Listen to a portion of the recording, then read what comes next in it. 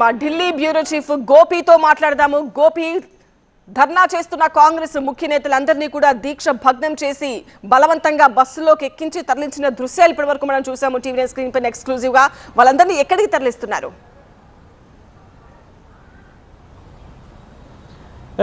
రాహుల్ గాంధీ అలాగే కాంగ్రెస్ పార్టీకి ప్రియాంక గాంధీ సహా కాంగ్రెస్ పార్టీకి సంబంధించిన సీనియర్ ఎంపీలందరినీ కూడా ప్రస్తుతం పార్లమెంట్ స్ట్రీట్ పోలీస్ స్టేషన్కి తరలిస్తున్నట్లుగా తెలుస్తుంది. పార్లమెంట్ స్ట్రీట్ పోలీస్ స్టేషన్ లేదా చాణక్యపురి, ఈ రెండు నియరెస్ట్ పోలీస్ స్టేషన్స్ ప్రధానమంత్రి నివాసానికి సంబంధించి ఆ జ్యూరిడిక్షన్లో ఉండే పోలీస్ స్టేషన్స్. సో అనుమతి లేకుండా అక్కడ నిరసన కార్యక్రమాలని నిర్వహించారు కాబట్టి ఆకస్మికంగా ప్రధానంగా ఎటువంటి ముందస్తు కార్యాచరణతో అక్కడ నిరసన కార్యక్రమానికి ప్లాన్ చేయలేదు. ఈరోజు ఉదయం రాహుల్ గాంధీ సభ లోపల విపక్షాలు లేవనెత్తున్న అంశాలకు ప్రభుత్వం స్పందించకపోవడం, ఆ తర్వాత స్పీకర్తో భేటీ కావడం, స్పీకర్ ప్రభుత్వం ఒప్పుకుంటే చర్చలకు సిద్ధమని చెప్పడం, ఆ తర్వాత ఆర్ఎంఎల్ హాస్పిటల్కి వెళ్ళి నిన్న గాయపడిన విద్యార్థులను పరామర్శించడం. సో ఇవన్నీ కూడా ఈరోజు నిరసనకి ఒక కారణంగా చెప్పొచ్చు.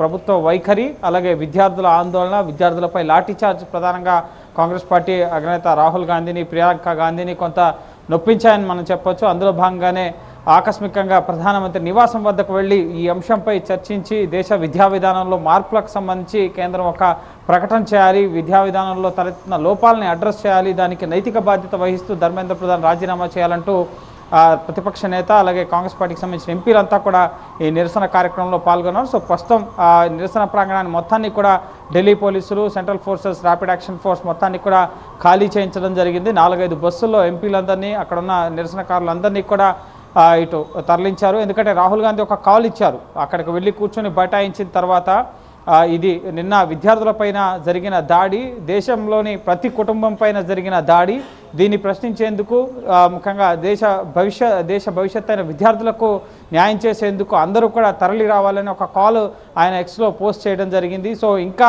ఇది ఇంటెన్స్ అయ్యే అవకాశం ఉంది అని చెప్పి అక్కడ ముమ్మరంగా ముందస్తుగానే భద్రతా బలగాలు మోహరించి అక్కడ వెహికల్ మూవ్మెంట్ నిలిపివేశారు. ఎవరిని కూడా ప్రధానమంత్రి నివాస పరిసరాలకు వెళ్ళనివ్వలేదు, ఎక్కడికక్కడ బ్యారిగేట్లు వేసి అడ్డుకున్నారు. అయినా కూడా 300-400 మంది వరకు కూడా కాంగ్రెస్ పార్టీకి సంబంధించిన కార్యకర్తలు, మద్దతుదారులు అందరూ కూడా ప్రధాన నివాసం వద్దకి చేరుకోగా ముఖ్యంగా వారందరినీ కూడా బస్సులో ప్రస్తుతం అరెస్ట్ చేసి తరలిస్తున్నారు. దీనికి సంబంధించి కేసు నమోదు చేసి తర్వాత వాళ్ళని విడుదల చేయడం జరుగుతుంది. ఇక రేపు పార్లమెంట్లో ఏం జరగబోతుందన్నదే ఇక్కడ ఉత్కంఠ. ఎందుకంటే మధ్యలో జితేంద్ర సింగ్ 2 సార్లు మొదట ప్రధానమంత్రి నివాసం ముందు ధర్నా చేస్తున్నప్పుడు ప్రధానమంత్రి కార్యాలయానికి సంబంధించిన మంత్రిగా ఆయన ఉన్నారు కాబట్టి వెంటనే రాహుల్ గాంధీ, ప్రియాంక గాంధీ, కేసీ వేణుగోపాల్తో అక్కడికి వచ్చి చర్చలు జరిపారు.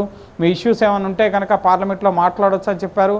సో దానికి సంబంధించి అమిత్ షా వద్దకు వెళ్ళొచ్చి మళ్ళీ రాహుల్ గాంధీతో రెండోసారి మీ ఇష్యూస్ని అడ్రస్ చేస్తామన్న దిశగా సంకేతాలు ఇవ్వడం జరిగింది. అయినప్పటికీ రాహుల్ గాంధీ ధర్మేంద్ర ప్రధాన్ రాజీనామాను కూడా డిమాండ్ చేయడం జరిగింది. సో ప్రభుత్వం దీనికి సంబంధించిన అంశాలను పరిశీలిస్తుంది, మీ డిమాండ్స్ని అన్న విషయం చెప్పిన తర్వాత ముఖ్యంగా అక్కడ ఇంకా నిరసనలు పెరిగే అవకాశం ఉందన్న కోణంలో పోలీసులు వారందరినీ కూడా అరెస్ట్ చేసి తరలించారు. ఇక రేపు పార్లమెంట్లో ఏం జరగబోతోంది, కేంద్రం ఈ నిరసనలు విద్యార్థులు అలాగే ప్రతిపక్ష నేత ఎంపీలు చేసిన ఆందోళనలు పరిగణలోకి తీసుకుని ఒక ప్రకటన చేస్తుందా, లేక ఇదే తరహాలో పార్లమెంట్లో వాయిదాల పర్వం, పార్లమెంట్ లోపల బయట ఈ ఆందోళనలు ఇదే విధంగా కొనసాగుతాయి, ఏం జరగబోతుందనేది మనం వేచి చూడాలి. రైట్ గోపీకృష్ణ, దీక్షను భగ్నం చేసిన తర్వాత ప్రియాంక గాంధీ, రాహుల్ గాంధీ, ఇతర కాంగ్రెస్ ముఖ్య నేతలందరినీ కూడా పార్లమెంట్ స్ట్రీట్ పోలీస్ స్టేషన్ కు తరలించినట్టుగా తెలుస్తోంది.